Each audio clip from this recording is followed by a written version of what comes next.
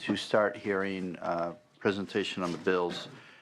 For the benefit of the public, items 2, 3, and 4, those are SB 48, SB 215, and SB 660 have been postponed to next week's hearing.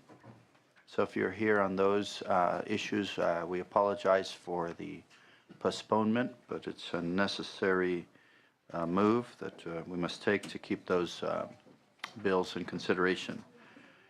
We will begin today with item number 1 as soon as an author arrives. What I'm going to do now is ask our vice chair to take over the mic so I can present my bill. I'm the only author present in the room today, so I'll go forward and present my bill.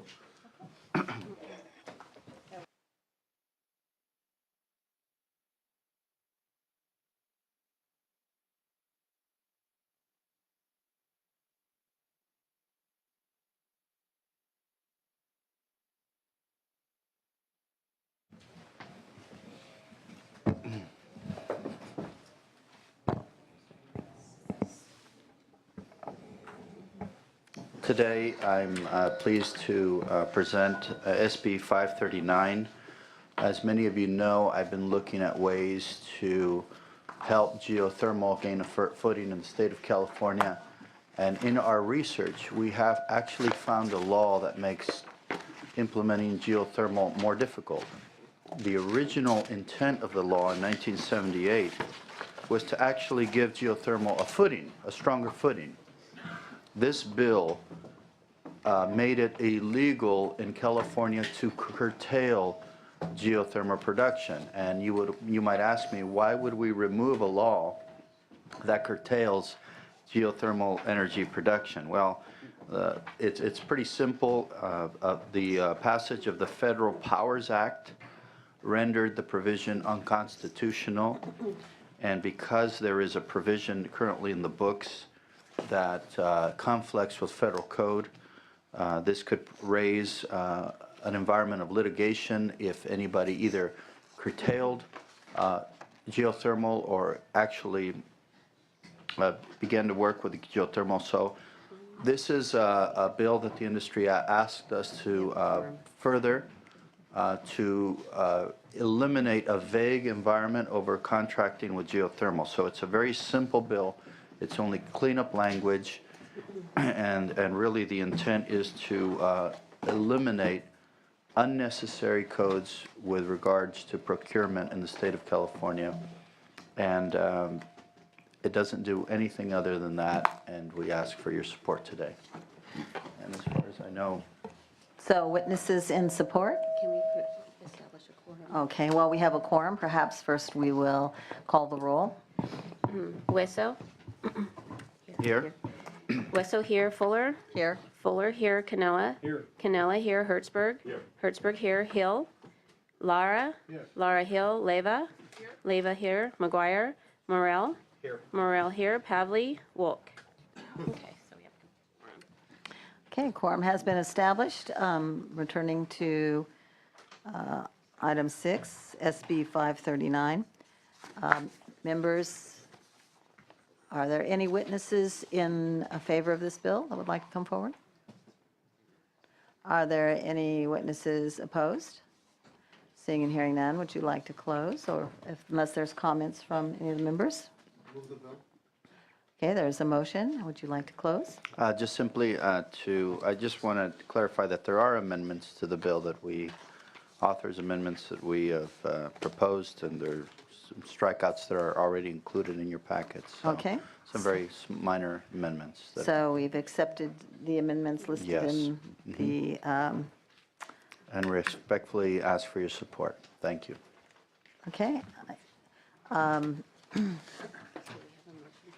So we have a motion from Senator Lara, and if you please call the roll. Hueso? Aye. Hueso I. Fuller? Canela? Aye. Canela I. Hertzberg? Hertzberg I. Hill? Lara? Lara I. Leyva? Leyva I. McGuire? Morel? Pavley? Wolk. It has 5. It needs one more vote. Okay, you have one more vote coming. Thank you.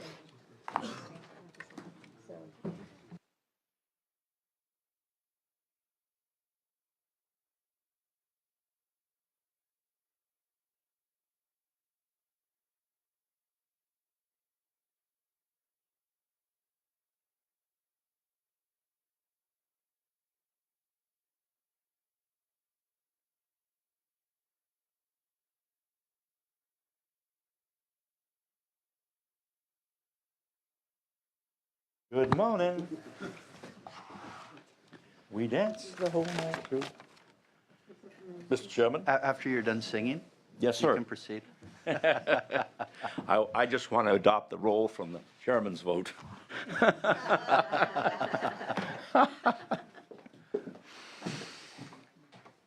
Good morning. Good morning. This, members, is SB 286. It deals with the notion of direct access, and I think the committee did a pretty good job. I'd give them a raise. Because I'm pretty critical on these things, and they did a great job. And just with respect to the suggested clarification, we'll talk about it, but with respect to the DA wait list, I just think that it's really more of a clarification, because the current wait list really hasn't been touched since the end of 2012, and so I think it's pretty stagnant, it's old, and we really need to ensure that the market, that customers can sign up for this. Now, you know, since, just very briefly, I'm not going to take too much time, but I think the context is important here of what we're really trying to do.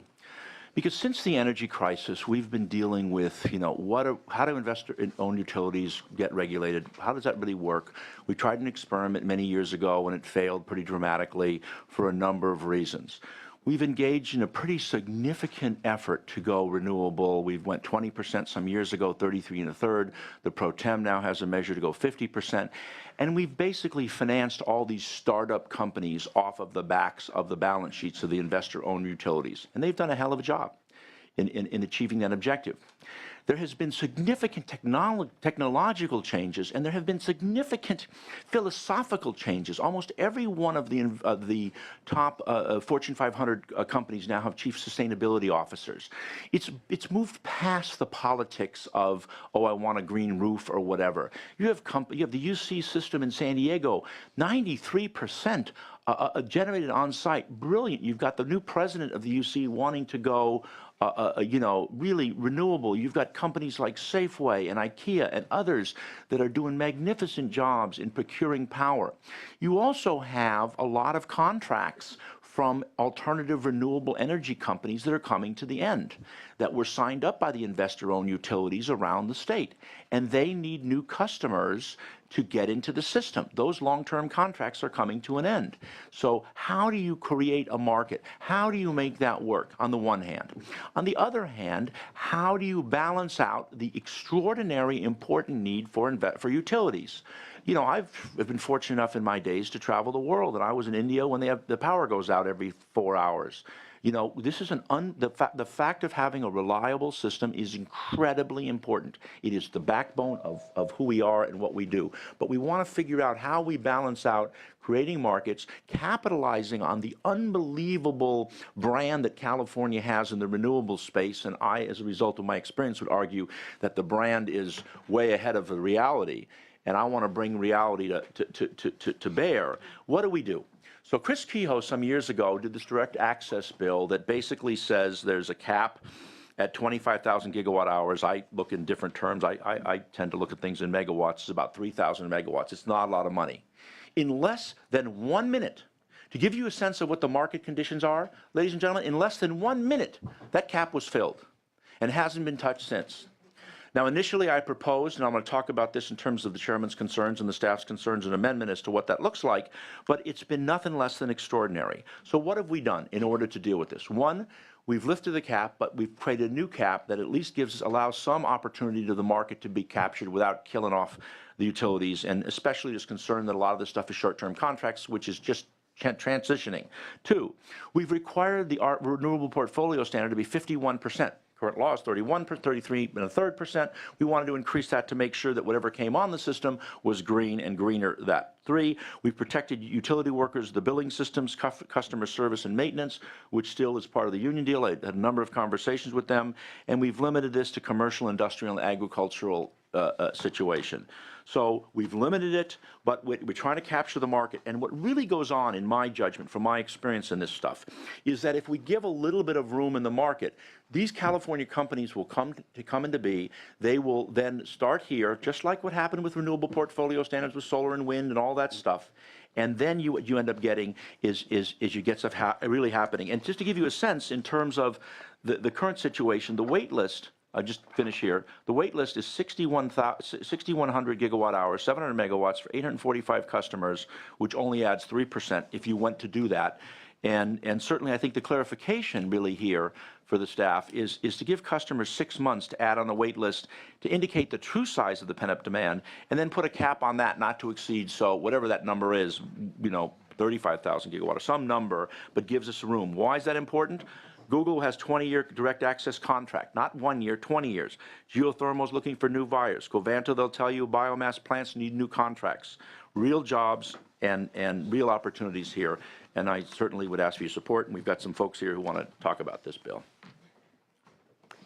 Thank you. Good morning, Chairman and Committee. My name is Andrea DeVoe. I'm the Executive Director for TechNet, which represents the nation's leading technology companies, and we support SB 286 for its promotion of customer choice, support for innovation, and empowerment, and is a step forward in bringing California's energy policy to the 21st century. We thank Senator Hertzberg for his leadership in bringing forth this very important policy. Customer choice for electricity, commonly referred to as direct access, should not be considered a privilege, but should be the right of California businesses who are looking for ways to cut energy costs, who want and need to increase the renewable content of their energy mix, who will benefit from tailoring the investments into clean energy technologies and maximizing cost efficiencies, and who are sophisticated enough to make energy purchasing decisions to best accommodate the way that they, as a business, use electricity. Energy service providers meet all of the same mandates as the utilities for RPS requirements and reliability requirements, commonly referred to as resource adequacy. Direct access does not threaten reliability. Moreover, the regulatory structures have been established so that customers pay an indifference charge that, per CPUC regulatory authority, is meant to do exactly this: keep the utility and those customers that remain with the utility indifferent to customers switching to direct access. As is evidenced by the fact that the current cap on direct access was filled within a matter of seconds, as alluded to by the Senator, customers are receiving great benefit from competition and choice. The need for innovation, efficiency, and choice is clear. Competition is the proven best way to achieve both. TechNet strongly urges your support for SB 286 and respectfully asks for your aye vote. Thank you. Good morning, Chairman and Committee. My name is George Wadlick. I represent Albertson Safeway. We are one of California's largest employers. We have over 600 retail grocery stores, 3 distribution centers, and 7 food and beverage plants in the state. We support a broad range of charitable and community programs in the state. We are heavily invested in California. In addition to be one of the state's largest employers, we are also one of the state's largest energy users. Energy is one of our largest operating expenses after salaries and benefits, and the price we pay for energy has a significant impact on our business. The price we pay for energy impacts our customers, it impacts the communities we serve, and it impacts our employees. And the price we pay for energy and the price has a direct impact on the price we charge for the products and services to our customers.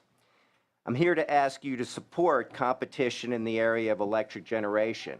It's kind of ironic that in the 21st century, we're talking about competition when you think about the impact of competition on the development of this country. Where would we be as a country without competition? Think about what it means to us in the area of automobiles, clothing, groceries, or electronics. It's been positive for all consumers. With competition, consumers are the winners, employees are the winners, communities are the winners, and most importantly, your constituents are the winners. Since the mid-1990s, we have participated in competitive energy markets across the nation. We do business in 34 states. We have experience with all the competitive energy markets in the United States, and those energies work, they produce benefits, and consumers are the real winners. When businesses are profitable, they can invest in their customers with affordable products and services at a reasonable cost.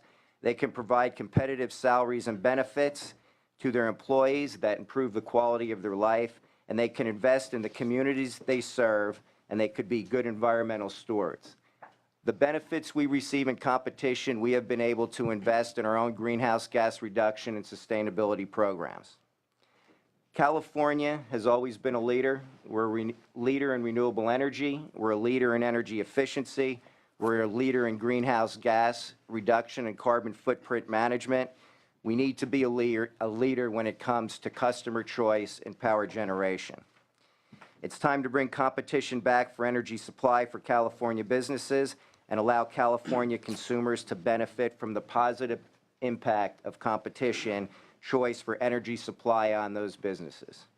Thank you very much for allowing me to share my thoughts. Thank you. Michael Shaw, California Manufacturers and Technology Association. Just to give you a picture of where we are today on electricity rates, California manufacturers and other industrial users pay about 74% above the national average for electricity rates. That has increased from about 54% above the national average only in about the last 6 or 7 years. So we're seeing increasing challenges in the area of controlling energy costs on the manufacturing front. That has a significant impact on the competitiveness of California in terms of a manufacturing state. And as we've seen, jobs are not growing in the way that they are growing in other parts of the country as we see manufacturing come back from overseas to the United States. Direct access is one of the tools that manufacturers can use to control the energy costs, to make it more competitive, to be able to grow in this state, to be able to invest more in California, to make this state what it once was in terms of manufacturing. It also gives us a greater ability to control GHG emissions, which is a major goal for California and something that manufacturers under the cap and trade program are very serious in looking at ways we can do that in the most cost-effective manner. So with SB 286, we believe that we can help move California forward in reaching its goals, help California be more competitive in a manufacturing environment, and grow jobs in the state. Thank you. Can you just come up now and state your position on the bill? Mr. Chairman, members, Theo Pejos representing the ESPs, Alliance for Retail Energy Markets. Just 2 real quick points. I've been representing ESPs for 15 years. One, when we did direct access originally, we didn't really have the controls in place like we do now to make sure that the utilities are capturing all of their stranded costs. We have the power charge indifference adjustment, which is a charge paid by direct access customers to make the utilities whole. We also have something called the CAM, the cost allocation mechanism, so that if the utilities are ordered to build a power plant, all customers, including DA customers, have to pay those costs. So all costs are recaptured by the utilities. Thank you. Julie Ball on behalf of the California Biomass Energy Alliance in support. Thank you. Erin Numela representing large-scale solar and also on behalf of the Solar Energy Industries Association in support. Brian White on behalf of Recurrent Energy and Western States Petroleum Association, also in support.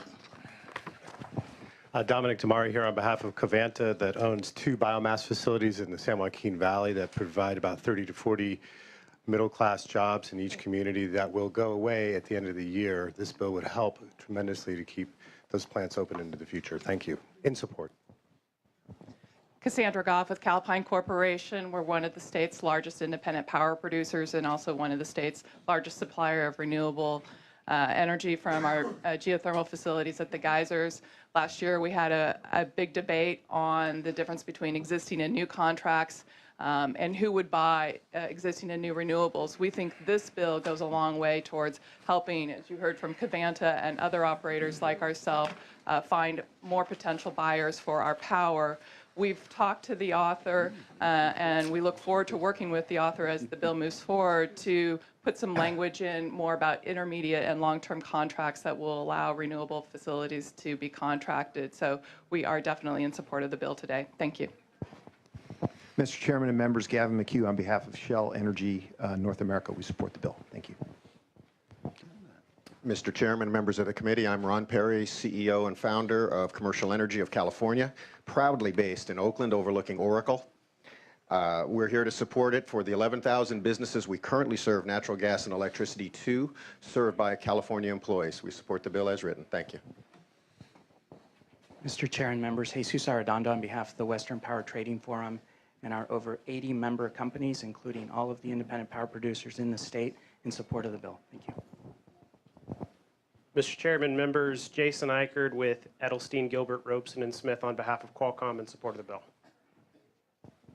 Mr. Chair and members, Jessica Gauger on behalf of the California Association of Sanitation Agencies in support of the bill.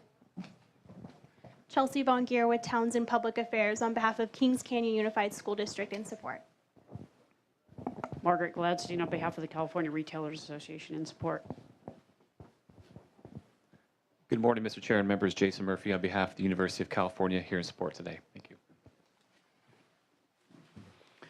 Do we have anybody speak in opposition to the bill?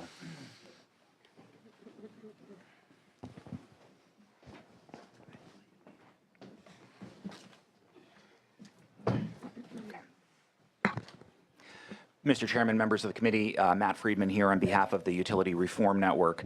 We're here in opposition to SB 286. A number of speakers have talked about how direct access represents a 21st century energy policy. I look at it more as a 20th century energy policy. In 1996 and 97, this legislature spent a long time debating the deregulation of electric markets, wholesale and retail. And retail competition was seen as a way to allow customers to make meaningful choices and to promote renewable energy resources. After almost 2 decades of experience with direct access in California, we can reach a couple of key conclusions. One of which is, unlike the investor-owned utilities, the electric service providers that serve direct access customers are short-term market participants. They buy short-term energy, spot market energy. They do not sign contracts for brand new facilities that get built. We've reviewed many of the compliance reports in the RPS program, and we really can't find any evidence that the existing direct access providers are doing anything meaningful to bring new facilities online. And the reason is because new facilities require long-term contracts with a creditworthy counterparty, and that's what the investor-owned utilities and the publicly owned utilities, and to some extent the community choice aggregators, are able to provide. What we see instead is short-term power trading, short-term customer contracts, and it's not clear to us how more direct access is going to lead to more renewable facilities getting built, since asking any renewable developer, they'll tell you they need a long-term contract, and that's exactly what direct access providers cannot provide. In terms of making direct access providers under this bill procure at least 51% of their electricity from renewable energy resources, it's pretty clear that how that requirement would be met is by these facilities, providers procuring unbundled renewable energy credits to the maximum extent allowed from facilities all over the western United States. That's pretty much how they do it today. They buy bundles of tradable certificates from Alberta and Montana and Washington State and New Mexico and so on because they're cheap. And they're easy to buy. You can buy them in very discrete quantities. This really has nothing to do with bringing new facilities online in California or even keeping existing biomass facilities operating. So the question would be, how are customers today that are served by the utilities best able to make meaningful choices that would result in new renewable energy facilities coming online and providing service to them? Well, they've got a couple of options. If they'd like unbundled renewable energy credits like they would be provided by the direct access market, they can simply go on the internet and buy those in about 5 minutes. It's really not a very big deal. It's easy and it's cheap. If they would like to sign contracts for new facilities, well, this legislature enacted SB 43, which creates a green tariff shared renewable energy program. The 3 major IOUs are ready to roll those out. They will offer options for customers to subscribe to a utility portfolio that will be 100% renewable energy from new facilities. They will also allow customers to sign direct contracts with individual facilities that can provide 100% of their power, new facilities located in the service territory. In addition, customers have the option of putting on-site renewable energy on their facilities under the net metering program. There's plenty of options that are quite meaningful. So from our perspective, we don't see the direct access option as really being driven, those choices being driven by a desire for renewable energy. It's being driven by a desire to save money. That's why these customers are here testifying today. They think they can get cheaper energy, and it's because electric service providers basically buy from the surpluses in the market created by the investor-owned utility and publicly owned utilities that engage in all the long-term contracting and really do the heavy lifting that allows the state to accomplish all of the energy policy goals that we spend a lot of time debating in this committee. So for those reasons, we oppose the bill. Mr. Chairman and members, Scott Wetch on behalf of the California State Association of Electrical Workers, the California Coalition of Utility Employees, the California State Pipe Trades Council, the Elevator Constructors Union, and the Western States Council of Sheet Metal Workers in opposition to the bill. Good author, troubled bill. We've worked with the author, appreciate some of the efforts and overtures he's made in the bill to address some of our concerns. But as Mr. Friedman pointed out, this is sort of Groundhog Day all over again. We lost 6,000 jobs just within the IBW. From deregulation and the utilities having to divest of their generation. This bill would do nothing to create jobs. If you are in favor of more short-term contracts, more RECs from out of state without investment in California, then this is the bill. This bill will do nothing to create new jobs in California because, as Mr. Friedman pointed out, there's no long-term contracts. Nobody's going to finance an ESP when they have one-year term contracts with their customers. They don't have the revenue stream, so they buy excess power on the spot market. And it actually will eliminate jobs and it will eliminate the state's ability to get to 50% like the Senate leadership's package, because to the extent that you cream more customers away from the utilities and give them to these ESPs, that's less certainty for the utilities and a smaller piece of the pie that they have to meet their 50% RPS. So for those reasons, we'd ask you to oppose. Just as a historical note, Chris Kehoe did not introduce a bill just to expand direct access. She began in that process in trying to forestall the PUC from instituting retail time of use default rates on customers, particularly poor customers. And when that effort ran into Susan Kennedy and Governor Schwarzenegger, they held a gun to our heads and said, we're not going to give you the relief on the rates for the lowest ratepayers unless you give our buddies like Shell and WISPA a increase in the DA cap. That's how that deal came down. So we would urge a no vote. This bill affects the construction of elevators? Most powerhouses and other pieces have conveyances of many different types, so they do. Okay, very well. If you can state your name and your position on the bill. Davina Flemings on behalf of Pacific Gas and Electric Company, and I'd like to associate myself with the comments raised earlier. We are opposed to the bill. We urge your no vote. Heidi Marsili on behalf of San Diego Gas and Electric. We do support customer choice, but further growth should only be pursued in ways that ensure equal participation in implementing California's environmental policies, and only in ways that are fair to all energy consumers. We urge your no vote today. Thank you, Chairman and members. Nick Pappas with Southern California Edison. I want to echo the previous comments, particularly as it relates to concerns about impacts on our customers who remain with the utility. We do support customer choice, but there are a host of complex issues that need to be addressed before any direct access cap expansion should be considered. We look forward to working with the committee and the author on these issues moving forward. Thank you.